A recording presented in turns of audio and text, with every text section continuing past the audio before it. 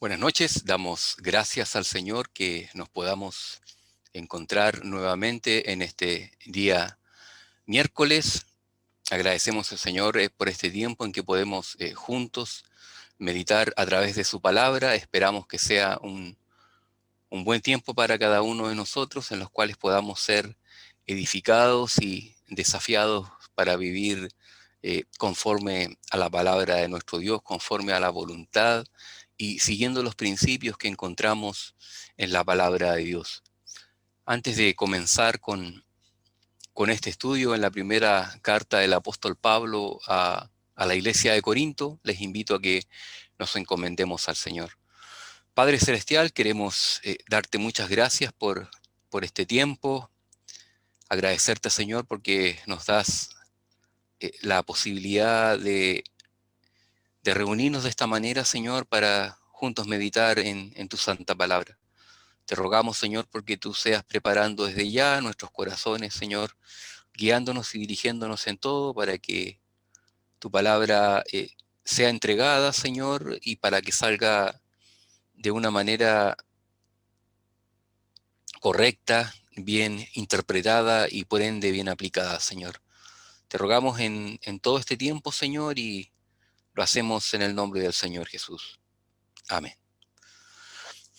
Bien, estamos en el capítulo 4 de esta primera carta de Pablo a los Corintios. La semana pasada comenzamos el capítulo 4, avanzamos desde el versículo 1 hasta el versículo 5. En este mensaje que habíamos titulado Fidelidad en el servicio a Cristo. Como a manera de repaso, les invito a que leamos del versículo 1 hasta el versículo 5, por favor, de este capítulo 4. Así pues, téngannos los hombres por servidores de Cristo y administradores de los misterios de Dios. Ahora bien, se requiere de los administradores que cada uno sea hallado fiel.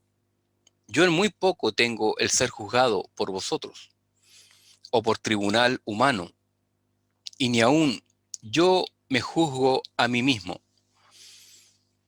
porque aunque de nada tengo mala conciencia, no por eso soy justificado, pero el que me juzga es el Señor. Así que no juzguéis nada antes de tiempo, hasta que venga el Señor, el cual aclarará también lo oculto de las tinieblas y manifestará las intenciones de los corazones. Y entonces cada uno recibirá su alabanza de Dios. Hasta aquí habíamos quedado la semana pasada, habíamos hablado acerca de lo que tenía que ver con la situación de la iglesia de Corinto. La verdad que el tema se extendía hasta este capítulo 4. Nos hablaba acerca de la fidelidad en el servicio. Pablo hablaba respecto de lo que había sido su ministerio en la ciudad de Corinto, haciendo alusión a él y a Apolos, y la función que ellos tenían, estaban llamados a ejercer en la iglesia precisamente, como servidores, como administradores de los misterios de Dios, y que se requería, como dice aquí en el versículo 4, el que fueran hallados fieles. Fieles en cuanto a la entrega de esos misterios, fieles al Señor, no una fidelidad al hombre, sino que fidelidad al Señor. Y cuando el siervo de Dios es fiel a Dios, también será fiel al hombre en el sentido de que será una persona de buena influencia a los seres humanos, para hacerles bien, no para hacerles mal, para entregarles bien y no mal. Este versículo 4 dice, porque aunque de nada tengo mala conciencia, no por eso soy justificado, porque el que me juzga es el Señor. Y el apóstol pasa a mencionar precisamente que él habla de que Él tiene menos el ser juzgado por los hombres, no en el sentido de que Él esté por sobre la iglesia o que se crea lo que no es. Hablábamos la semana pasada acerca de que ninguno de nosotros está en condiciones de hacer un juicio cabal de cualquier persona en el cuerpo de Cristo. Nosotros, decíamos la semana pasada, nos limitamos a lo externo, a lo que vemos, y a través de lo que vemos, eh, sea un acto de piedad o, o de no piedad, eh, a partir de allí analizamos, emitimos un juicio, examinamos, cuestionamos, pero no a partir de la motivación del corazón, que es la verdad que el Señor va a partir de ahí. Bueno, porque el Señor precisamente es el que llega hasta el corazón, el que ve lo que nosotros no podemos ver.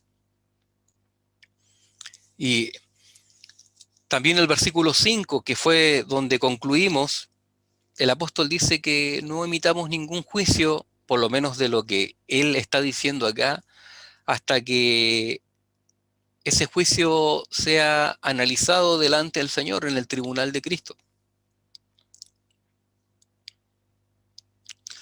donde el Señor dice, aclarará también lo oculto de las tinieblas y manifestará las intenciones de los corazones.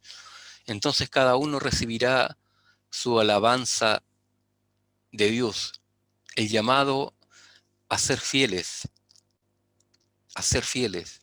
Y cuando somos fieles al Señor, la verdad que no vamos a estar en una actitud de defendernos ante alguna acusación en la iglesia, o vamos a estar en una actitud de inquietud, de sospecha, porque cuando uno está haciendo las cosas bien delante del Señor, no debe tener nada, como la misma palabra de Dios nos dice. No, no, no se tiene por qué inquietar ante las críticas que vengan, ante las acusaciones que vengan. Es cierto que somos hombres pecadores también y que en algún momento nos vamos a equivocar. Eso tengámoslo por seguro, nos vamos a equivocar, pero si me equivoco, pediré disculpas, pediré perdón a quien tenga que hacerlo y seguiré adelante. Seguiré adelante esperando ese tiempo en el cual voy a recibir, estaré frente a frente al Señor y recibiré mi alabanza, o recibiré la alabanza de parte de Dios hacia mi persona, si corresponde o no corresponde. Recibiré mi recompensa, si corresponde o no corresponde. Mucha, poca, el Señor lo verá en ese momento. En lo que yo me tengo que esforzar es en ser fiel, es en ser un buen administrador, un buen mayordomo. Eso es lo que me concierne a mi persona, en ser un mayordomo conforme al corazón de Dios, en ser un hombre fiel. Lo otro lo juzgará finalmente el Señor. Hasta ahí habíamos quedado la semana pasada, y hoy pasamos desde el versículo 6 hasta el versículo 13, en este mensaje que hemos titulado Orgullo y Humildad. Leamos, por favor, desde el versículo 6 al 13. Dice: pero esto, hermanos, lo he presentado como ejemplo en mí y en Apolos, por amor de vosotros, para que en nosotros aprendáis a no pensar más de lo que está escrito, no sea que por causa de uno os envanezcáis unos contra otros. Porque ¿quién te distingue? ¿O qué tienes que no hayas recibido? Y si lo recibiste, ¿por qué te glorías como si no lo hubieras recibido? Ya estáis saciados, ya estáis ricos. Si nosotros reináis, y ojalá reinaseis, para que nosotros reinásemos también juntamente con vosotros. Porque según pienso, Dios nos ha exhibido a nosotros, los apóstoles, como postreros, como a sentenciados a muerte, pues hemos llegado a hacer espectáculo al mundo, a los ángeles y a los hombres. Nosotros somos insensatos por amor de Cristo, mas vosotros prudentes en Cristo. Nosotros débiles, mas vosotros fuertes. Vosotros honorables, mas nosotros despreciados. Hasta esta hora padecemos hambre, tenemos sed, estamos desnudos, somos abofeteados y no tenemos morada fija. Nos fatigamos trabajando con nuestras propias manos. Nos maldicen y bendecimos. Padecemos persecución y la soportamos. Nos difaman y rogamos. Hemos venido a ser hasta ahora como la escoria del mundo, el desecho de todos.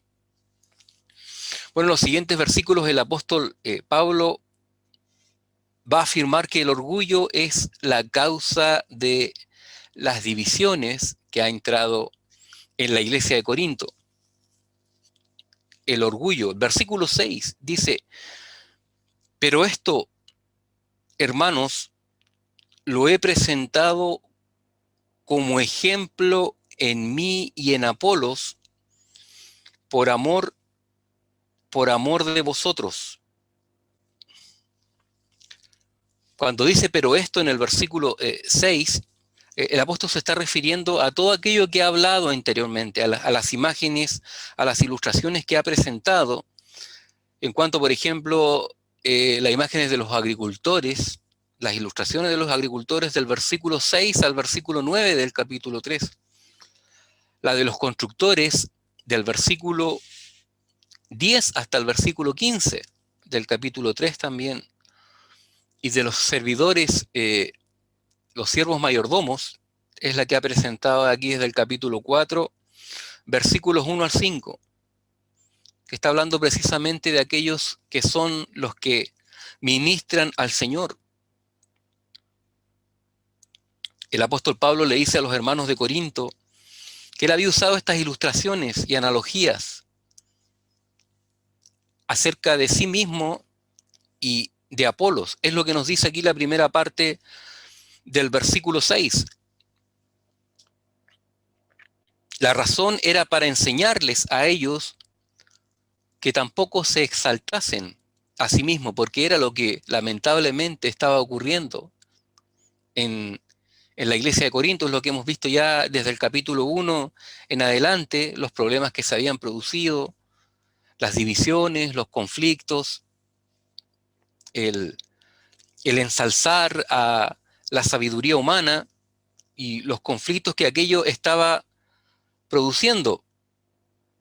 Como decíamos, la causa de sus divisiones precisamente era el orgullo. Estaban orgullosos de su sabiduría humana y también de sus dirigentes humanos.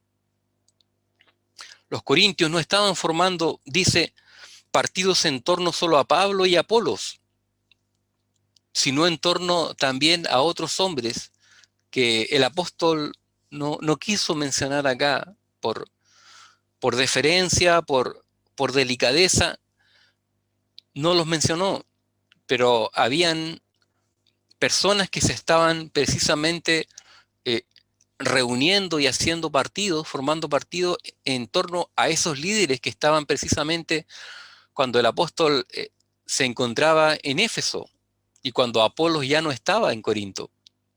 Y había otros hermanos, otras personas que estaban en el liderazgo y estaban ocurriendo serios problemas también allí. Había problemas, como hemos dicho, problemas en torno al orgullo. Versículo 6 dice, en la segunda parte, para que en nosotros aprendáis a no pensar más allá de lo que está escrito. Una manera mejor de decirlo, a no ir más allá de lo que está escrito. Precisamente los corintios estaban yendo más allá de lo que está escrito, porque se habían salido de la escritura con la actitud que estaban teniendo, con lo que estaban haciendo dentro del cuerpo de Cristo al al formar partidismos, al dividir la iglesia, se pusieron con los dos pies fuera de las escrituras, porque el llamado en las escrituras precisamente es a trabajar por la unidad, a conservar la unidad en el cuerpo, y ellos estaban haciendo precisamente lo contrario. Y eso los llevó precisamente al orgullo y a todos los problemas que se presentan tanto en la primera como en la segunda carta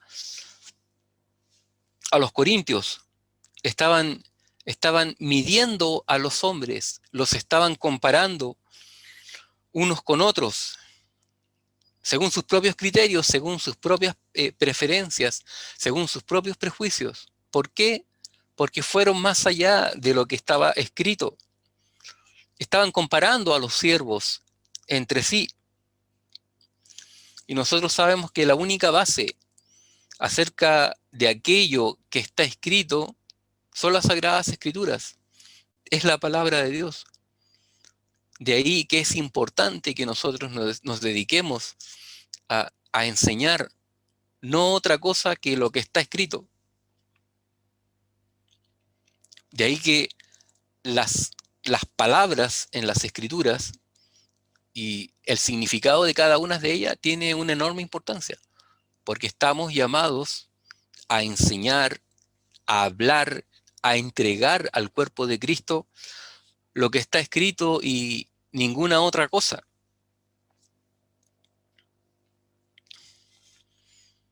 Las motivaciones de los hermanos de Corinto, lamentablemente, no eran escriturales en absoluto, no eran espirituales.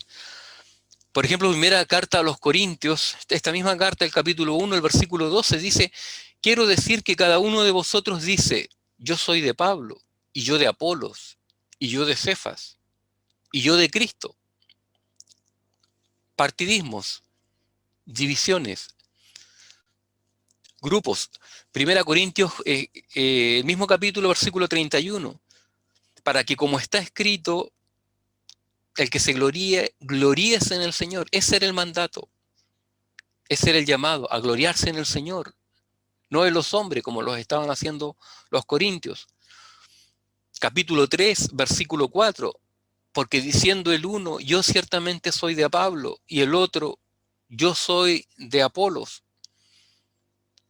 Versículo 19 del capítulo 3, porque la sabiduría de este mundo es insensatez para con Dios. Y era lo que estaban cayendo precisamente los hermanos de la iglesia de Corinto. Del mismo capítulo 3, versículo 21 dice, así que ninguno se gloríe en los hombres. Ninguno se gloríe en los hombres. El llamado era a gloriarse en el Señor.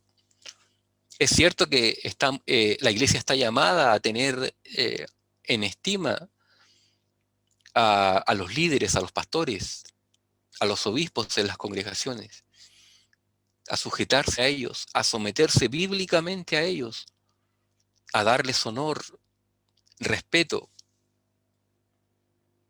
a ayudarles, a orar por ellos, pero no a construir un culto en torno a ellos, no abanderarse por ellos, no tener sus ministros y sus predicadores favoritos, no construir toda una, como decimos, todo un culto a una persona, porque el llamado a recibir la gloria es el Señor. El Señor es el único que está llamado a recibir alabanza, loor, gloria, adoración, veneración. Nadie más aparte de Él en el cuerpo de Cristo está llamado a recibir aquello. La última parte del versículo 6 dice, no sea que por causa de uno os envanezcáis unos contra otros. Y es precisamente lo que había ocurrido. El significado del término ahí, envanezcáis, literalmente significa hincharse, inflarse. Dice que el término se utilizaba metafóricamente para indicar orgullo, que es tener una opinión muy inflada, una opinión muy inflada de uno mismo, creernos lo que no somos. Precisamente Romanos capítulo 12, versículo 3, nos dice: digo pues, por la gracia que me es dada a cada cual que está entre vosotros, que no tenga más alto concepto de sí que el que debe tener, sino que piense de sí con cordura, conforme a la medida de fe que Dios repartió a cada uno. A cada uno Dios nos ha repartido una distinta medida de fe, dice, en cuanto a lo que tiene que ver con capacidades, con dones espirituales. No somos ningunos iguales a otros en eso.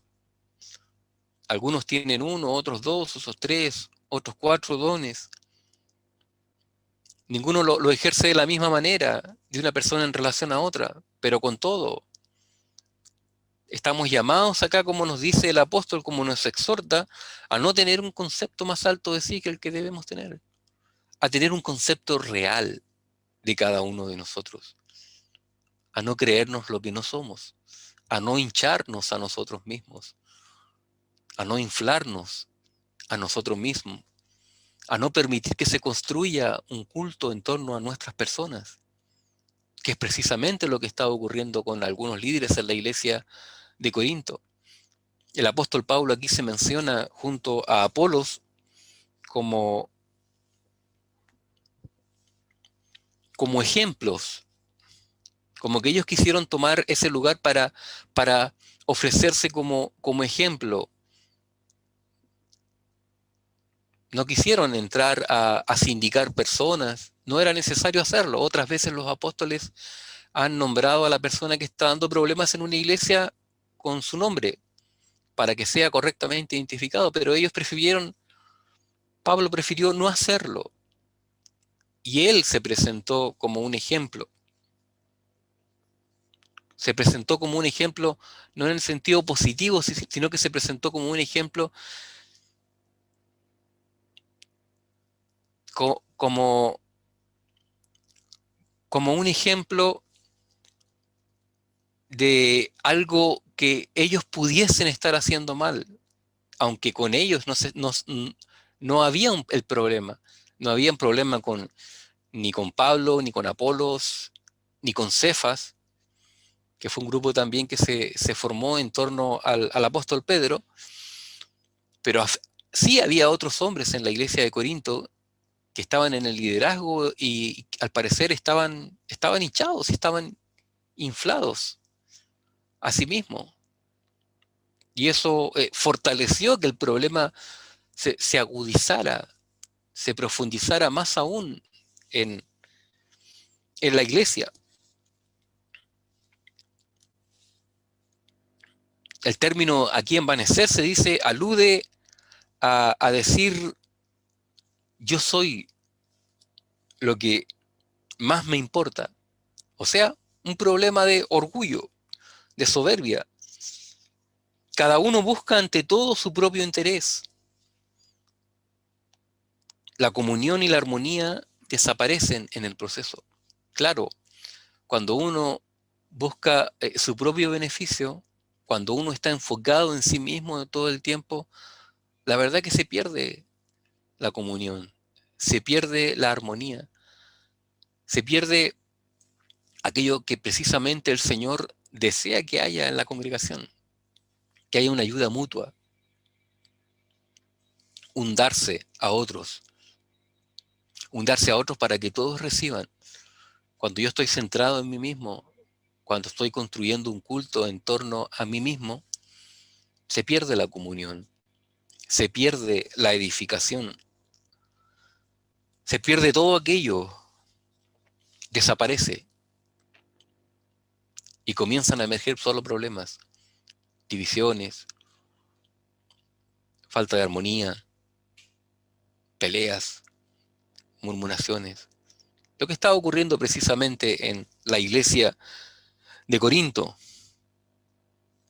Lo que Dios desea que sea un medio de unidad, Satanás lo estaba convirtiendo en un medio de división. En eso había venido a parar esta iglesia local, esta iglesia cristiana. Gran problema. Versículo 7. Porque ¿quién te distingue? ¿O qué tienes que no hayas recibido? Y si lo recibiste, ¿por qué te glorías como si no lo hubieras recibido? Soberbia, orgullo, precisamente es lo que el apóstol está hablando aquí en el versículo 7. Las preguntas son individuales, por ende las respuestas también deben ser individuales. Aunque era un problema de iglesia, pero el apóstol lo presenta aquí de una manera en singular, de una manera individual. Cuando dice ¿quién te distingue? Es como si el apóstol estuviera diciendo ¿quién te considera superior? Estaba preguntando a ellos, ¿quién te considera superior? ¿Por qué razón tendrían los demás que considerarnos superiores? Es la pregunta que nos podemos hacer nosotros también. ¿Por qué? Si somos todos iguales, ¿por qué tendríamos que considerar a unos superiores? ¿O a nosotros mismos considerarnos superiores? ¿Qué base bíblica hay para eso? ¿Qué grandeza hay en mí para que se haga eso?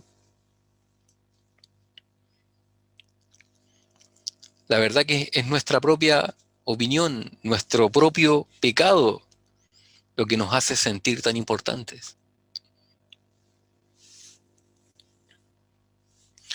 No importa con cuánta diligencia estudiemos, trabajemos en nuestro propio negocio, en nuestra profesión, no importa la familia de la que vengamos, en realidad todo lo ha dado el Señor. Todo lo hemos recibido de parte del Señor. No tendríamos nada.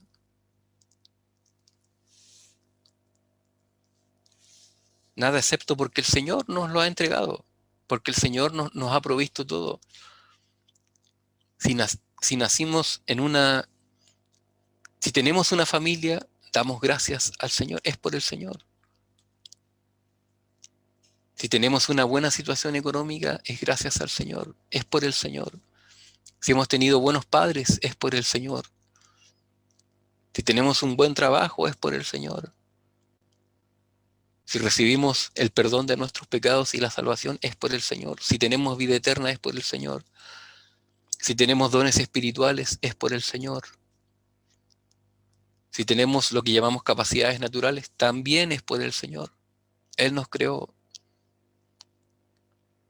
Si vivimos en un buen país, es por el Señor. A la larga, todo lo que tenemos se lo debemos al Señor.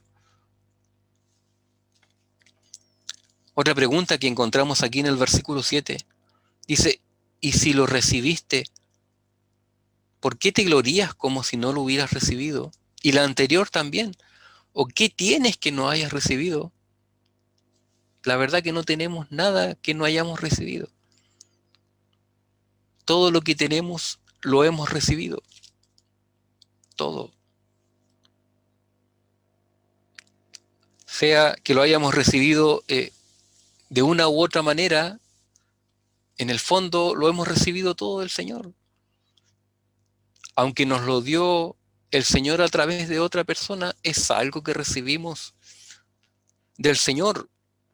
Juan capítulo 3, versículo 27 dice, respondió Juan y dijo, no puede el hombre recibir nada si no le fuera dado del cielo.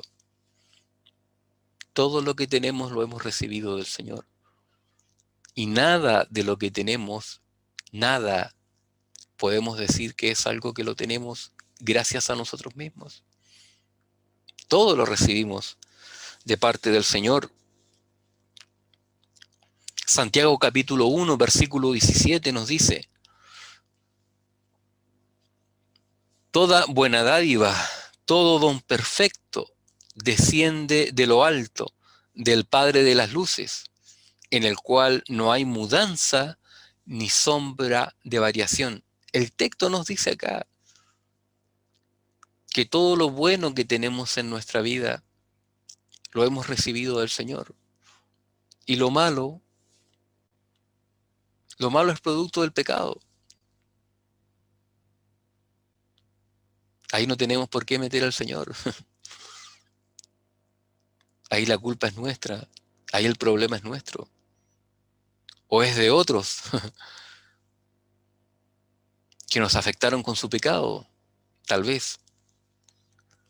Pero todo lo que hemos recibido no es gracias a esta diestra, sino que es gracias a la provisión del Señor, gracias a la persona del Señor. En realidad no hay nada para gloriarse de sí mismo, nada, nada, nada. Y si nosotros pensamos en nuestro corazón que hay una cosa que sí yo me la debo a mí mismo, aún en eso estamos equivocados. No hay nada para la gloria propia. Toda la gloria precisamente pertenece al Señor. Versículo 8. Ya estáis saciados, ya estáis ricos, si nosotros reináis. Y ojalá reinaseis, dice, para que nosotros reinásemos también juntamente con vosotros. Se habla de reinado, se habla de reinar. Es como si los corintios ya estuvieran en su propio milenio, por decirlo así, cuando se habla que los creyentes van a estar reinando junto con Cristo. Pero ellos habían adelantado ese milenio. La primera parte de este versículo debe ser entendida claramente como una ironía. Cuando dice, ya estáis saciados, ya estáis ricos, si nosotros reináis. El apóstol está ironizando.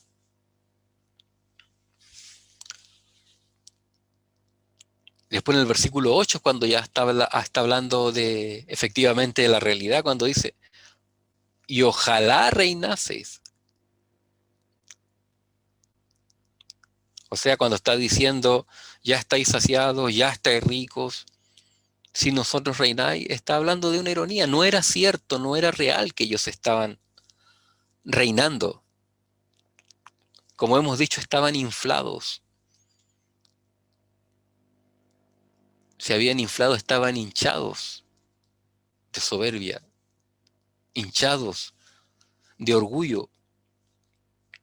Se observa claramente una autosuficiencia en la actitud de los corintios acá, cuando dice ya estáis saciados. O sea, si uno les preguntara a los corintios, ellos nos podrían haber dicho, no necesitamos nada, nada de nadie, somos autosuficientes. El Señor va a hablar algo en contra de esto como algo negativo cuando está presente en un cristiano. Apocalipsis capítulo 3, versículo 17 dice, porque tú dices, yo soy rico y me he enriquecido y de ninguna cosa tengo necesidad y no sabes que eres un desventurado, miserable, pobre, ciego y desnudo. Así desea el Señor que nos veamos permanentemente, como personas necesitadas, necesitadas permanentemente de Él.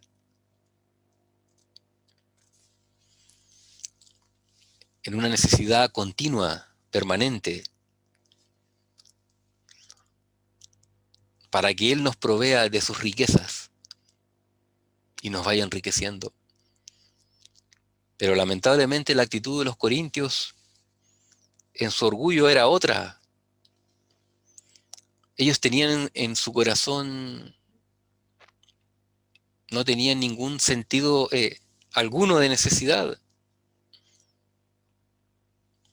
Lo que les dice Pablo con ironía es lo que los corintios precisamente pensaban de sí mismos. Cuando les dice, ya estáis saciados, ya estáis ricos, si nosotros reináis, esa era la actitud que ellos tenían, precisamente. Una actitud equivocada, una actitud pecaminosa. La verdad que cuando ocurre esto con nosotros nos estamos perdiendo precisamente de la verdadera satisfacción que provee el Señor. El Señor derrama sobre manos vacías, no sobre manos llenas. Mateo capítulo 5, versículo 6, dice, bienaventurados los que tienen hambre y sed de justicia, porque ellos serán saciados. El Señor nos dice, cuando haya hambre y sed de justicia, entonces van a ser realmente saciados. Pero cuando nosotros encontremos satisfacción en lo material,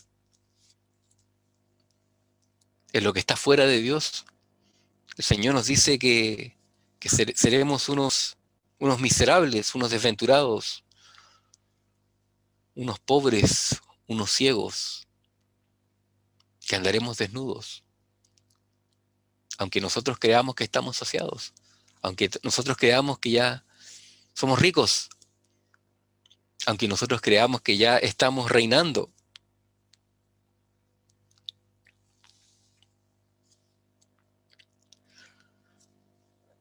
Los apóstoles mismos, dice, estaban llevando el vituperio de Cristo, mientras los corintios eran ricos y honorables. Versículo 9, perdón. Dice, porque según pienso, Dios nos ha exhibido a nosotros, los apóstoles, como postreros, como sentenciados a muerte, pues hemos llegado a hacer espectáculo al mundo, a los ángeles y a los hombres. Se dice que esta es una frase calcada precisamente de los espectáculos de los gladiadores. Ahí en el Coliseo romano, cuando eran derrotados en la arena del circo romano y iban condenados a una muerte segura.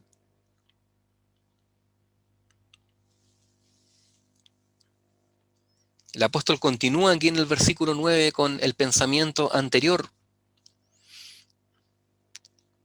En contraste a la autosatisfacción de los corintios, Pablo va a describir la muerte de los apóstoles, mientras la actitud de autosatisfacción, de autosuficiencia, de saciedad que tenían los corintios, de verse como a ricos que no tenían ninguna necesidad, los apóstoles se presentan precisamente como lo contrario, como muertos, como aquellos que estaban permanentemente sentenciados a muerte. ¿Cómo se puede observar aquí el contraste? Los presenta, dice, como echados a la arena con fieras salvajes, mientras los hombres y los ángeles los contemplan.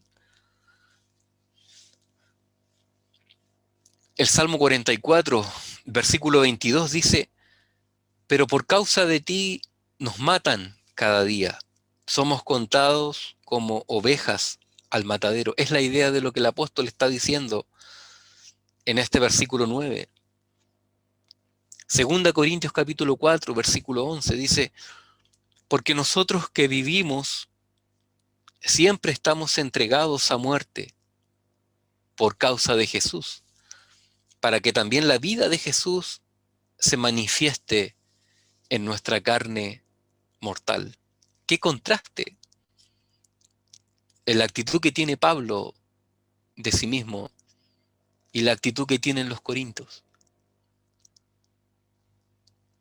Aún siendo ambos creyentes, ambos hijos del Señor, qué manera tan distinta que tienen de la realidad, qué manera tan distinta que tienen de verse a sí mismos. Pablo les dijo a los corintios, a los ojos de los hombres, ustedes son los primeros y nosotros los últimos. Pero a los ojos de Dios, los apóstoles eran los primeros y los corintios eran los últimos.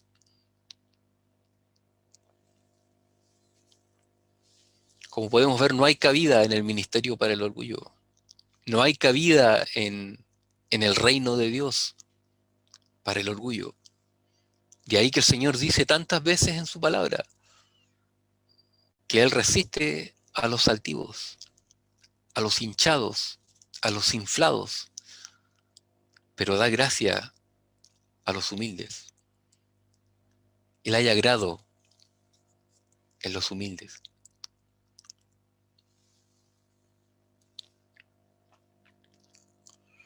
Si Pablo se considera lo último, por lo que dice aquí en el versículo 9, que eran como sentenciados a muerte, pues han llegado a ser espectáculo. Si el apóstol se considera como último, como postrero, ¿qué nos queda a nosotros? ¿Qué le queda al resto? Es una buena pregunta que nos debiésemos hacer cada uno de nosotros, como es la pregunta que debiesen haberse hecho los corintios.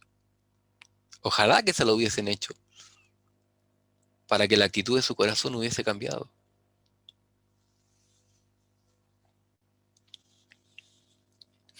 Versículo 10. Nosotros somos insensatos por amor de Cristo, mas vosotros prudentes en Cristo. Nosotros débiles, mas vosotros fuertes. Vosotros honorables, mas nosotros despreciados. Pablo no está hablando acá de sí mismo para ganar simpatía, sino que es para hacerlos pensar, para ministrar al corazón de los hermanos. Según los parámetros de los hombres, Pablo era un insensato. Los corintios eran los prudentes. Ante sus propios ojos, eran prudentes a sus propios ojos, pero eran insensatos a los ojos de Dios. Claramente insensatos a los ojos de Dios.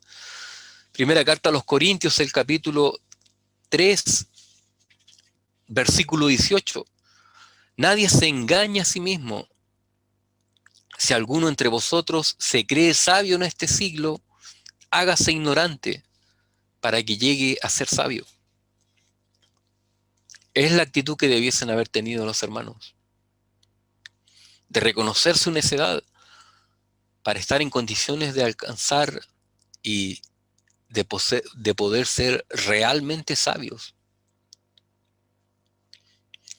de acceder a la sabiduría verdadera, la cual se encuentra solamente en Dios. Estaban orgullosos ellos de sus logros espirituales, estaban orgullosos de sus líderes humanos, estaban orgullosos de sus predicadores favoritos. Todo aquello que ellos consideraban sabiduría, perfecta sabiduría, Dios lo consideraba necedad, una gran necedad.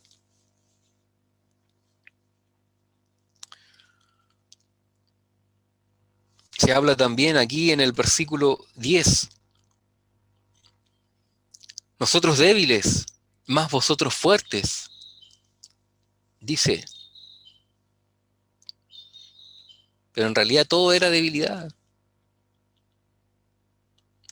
Todo era debilidad.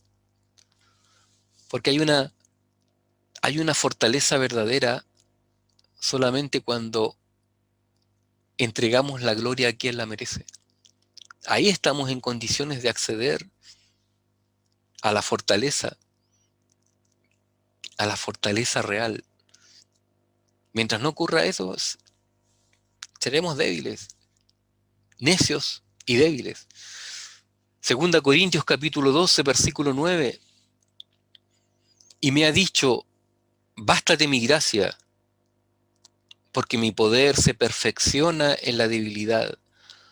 Por tanto, de buena gana me gloriaré más bien en mis debilidades, para que repose sobre mí el poder de Cristo. Los corintios se estaban gloriando en sus fortalezas, fortalezas que no tenían. Eran débiles, pero no lo reconocían.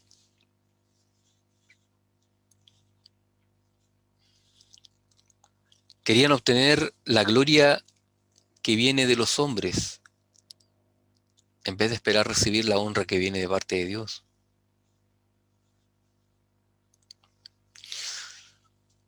Pablo les respondió: si se asocian con nosotros, es mejor que se preparen para sufrir. Lo que nos dice la parte final del versículo 10. Vosotros honorables, mas nosotros despreciados. Despreciados por el mundo. Obviamente el apóstol aquí también ha usado algo de ironía en este versículo 10 también, porque la actitud de los corintios para nada era una actitud de prudencia o de una debilidad real o de una honorabilidad real. Todo era una actitud real, sí, en ellos, una actitud pecaminosa. No había nada de esto.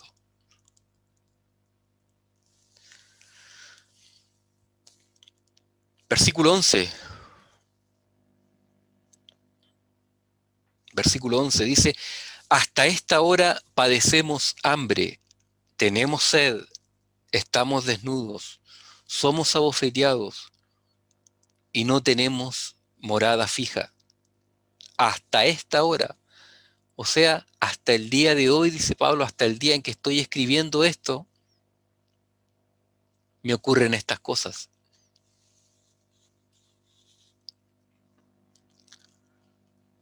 Mientras que los creyentes corintios vivían como reyes, los apóstoles vivían como esclavos. Los corintios vivían con una actitud de reyes, no necesitando nada, sino pensando que lo tenían todo. Los apóstoles vivían como esclavos. Llegaron a experimentar eh, de una manera total aquellas palabras del Señor Jesús, el significado de las palabras del Señor. Cuando Él dice en Mateo capítulo 8, versículo 20, las zorras tienen guaridas y las aves del cielo nido, mas el Hijo del Hombre no tiene dónde recostar su cabeza. Así se veían a sí mismos los apóstoles. Así se veía Pablo, como un hombre que cada día estaba muriendo, expuesto permanentemente a la muerte. Versículo 12. Nos fatigamos trabajando con nuestras propias manos. Nos maldicen y bendecimos. Padecemos persecución y la soportamos. Con esto el apóstol se ganaba también, él saca a relucir una actitud que había en la cultura griega y que estamos seguros que era una actitud, un prejuicio que tenían los corintios también. El trabajo que desempeñaba Pablo era indigno para los corintios, porque los corintios eran griegos y los griegos detestaban, menospreciaban todo trabajo manual, toda obra que fuera hecha con las manos. Los corintios, los griegos la despreciaban, la tenían en menos, porque decía que eso era un trabajo que tenía que ser hecho por los esclavos. Ellos como griegos no fueron creados para eso.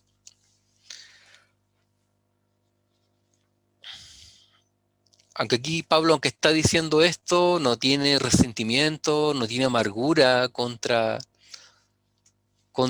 los corintios, sin embargo, les expresa esto.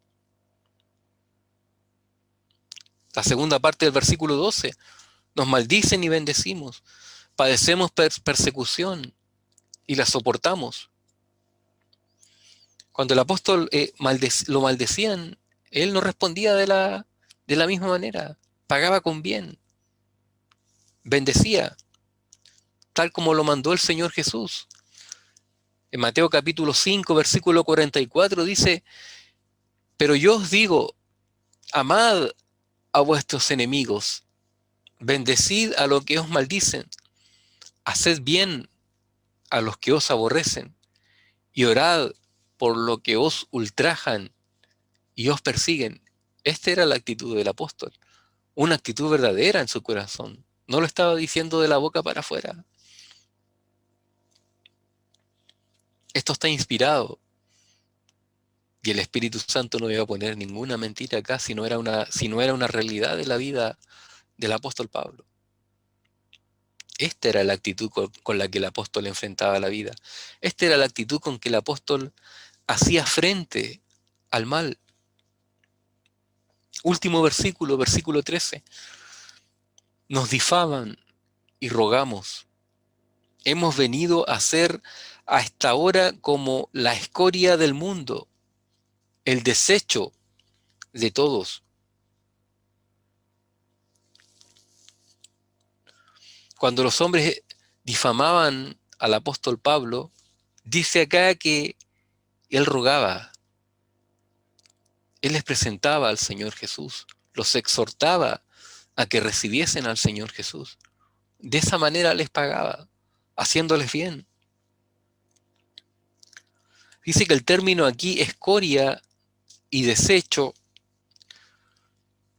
son sinónimos y se refieren a las raspaduras o residuos que se limpian de un plato o recipiente sucio y que luego se tiran a la basura. Eso el apóstol dice que habían venido a hacer a los ojos del mundo. Lo último, lo peor. De esa manera eran tenidos.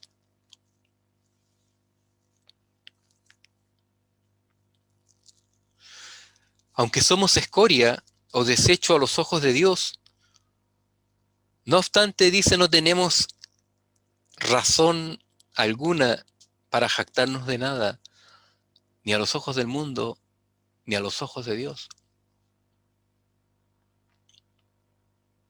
Aunque el Señor no nos vea de esa manera, porque Él hoy nos ve en Cristo.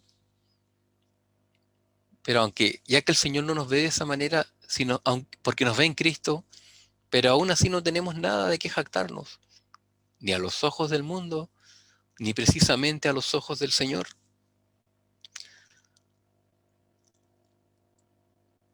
Primera carta de Pedro, capítulo 5, versículo 6. Dice, humillaos, pues, bajo la poderosa mano de Dios, para que Él os exalte cuando fuere tiempo. Humillaos, pues, bajo la poderosa mano de Dios, para que Él os exalte cuando fuere tiempo. Era lo que nos estaba ocurriendo precisamente con los hermanos de la iglesia de Corinto. Era la exhortación para que se humillaran delante de Dios, para que reconocieran su permanente necesidad de parte del Señor, para que reconocieran su desnudez, su ceguera, su miseria, y que solamente el Señor los podía enriquecer, para que se humillaren bajo la poderosa mano de Dios, y para que en el momento de Dios fuesen exaltados. Dice acá, cuando fuere tiempo. Aún no es el tiempo. Llegará el tiempo. Llegará el momento. Pero todavía no es el momento. Quisiera, ya para finalizar, leer los versículos 7 y 8 nuevamente. Porque ¿quién te distingue? ¿O qué tienes que no hayas recibido? Y si lo recibiste, ¿Por qué te glorías como si no lo hubieras recibido? Ya estáis saciados, ya estáis ricos, sin nosotros reináis. Si el apóstol viniera hoy día y observase nuestra vida, observase la manera en que ocupamos nuestro tiempo, la manera en que ocupamos nuestro dinero, la actitud que tenemos, nos diría estas palabras. ¿Qué piensa cada uno de nosotros? ¿El apóstol nos diría esto? ¿Quién te distingue? ¿Quién te ve como superior? ¿Por qué habría de verte a ti o a mí? ¿Por qué habría de vernos como personas diferentes, como personas superiores, no personas diferentes, sino como personas superiores, que están en un estatus distinto? ¿Por qué? Porque tienes una carrera, porque tienes un doctorado, porque tienes una profesión, porque tienes una buena situación económica.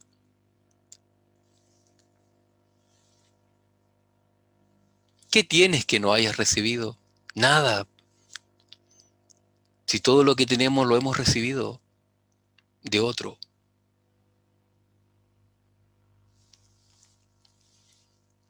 Y si lo recibiste, ¿por qué te glorías como si no lo hubieras recibido? ¿Por qué tienes esa actitud de orgullo en tu corazón, de soberbia? ¿Por qué nos creemos lo que no somos? ¿Por qué nos ponemos en una situación más alta que el resto de los creyentes en el cuerpo de Cristo? Cuando somos iguales. Como decíamos la semana pasada, estamos todos a un mismo nivel. Nos diría el apóstol al observarnos que nosotros nos vemos a nosotros mismos como ya saciados, como ya ricos, como autosuficientes, como personas que no necesitan nada. ¿Recibiríamos las mismas palabras que el Señor le tuvo que decir a la iglesia de la Odisea? Creo que es una buena manera de finalizar con respecto a aquello. ¿Cómo estamos viviendo nuestra vida hoy? ¿Qué actitud tenemos en estos momentos? ¿Qué actitud tenemos delante del Señor? Porque todo es delante del Señor permanentemente. Permanentemente nuestras vidas se llevan a cabo delante del Señor. ¿Cuál es nuestra actitud? ¿De humildad? ¿De reconocernos necesitados permanentemente del Señor? ¿O una actitud de saciados, de ricos, de autosuficientes, de personas que no necesitan nada, de personas que se ven como superiores a otras? El Señor bendiga su palabra en cada uno de nosotros y nos haga meditar, y si hay pecados que confesar, lo hagamos. Si tenemos que volvernos al Señor en arrepentimiento, en confesión de pecados, cada uno de nosotros vaya delante del Señor y hagámoslo. Al Señor no le podemos ocultar nada. Delante de los hombres podemos mostrar una careta, otra fachada, pero no delante de Dios. No nos autoengañemos. El Señor bendiga su palabra. Les invito a orar para finalizar. Padre, te agradecemos por tu palabra, Señor, porque ella penetra, Señor, hasta donde nadie lo puede hacer, ni aun nosotros mismos, Señor. Te agradecemos, Señor, porque nos has hablado el día de hoy también. Te rogamos, Señor, te volvemos a pedir porque uses tu palabra en nuestros corazones, Señor.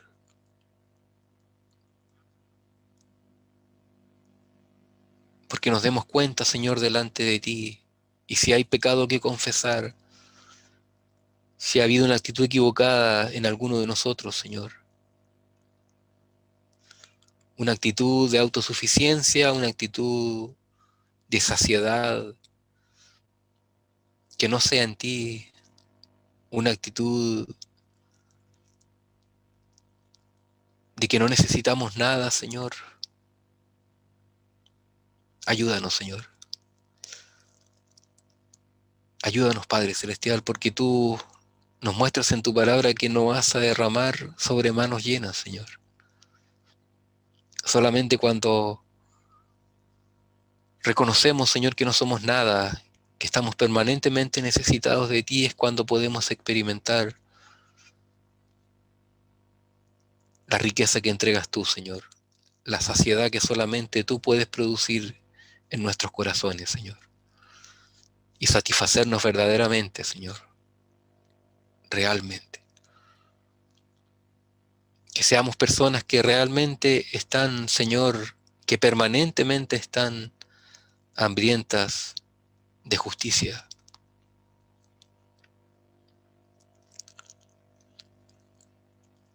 Te damos gracias, Señor, por tu palabra y te rogamos porque tú continúes orando en nuestros corazones, Señor, y llevándonos a tener la actitud que tú deseas ver en nosotros. Oramos en el nombre del Señor Jesús. Amén. Amén. Nuevamente damos gracias al Señor por este tiempo en que hemos podido meditar en su palabra. Él continúa obrando con su verdad en nuestros corazones. Y que nuestros corazones realmente puedan ser corazones conforme al corazón de Dios. Corazones que exaltan al Señor. Corazones que glorifican a Jesucristo. Porque recuerden y recordemos, yo también debo recordármelo a mí, que seguimos a un crucificado, no a un rey.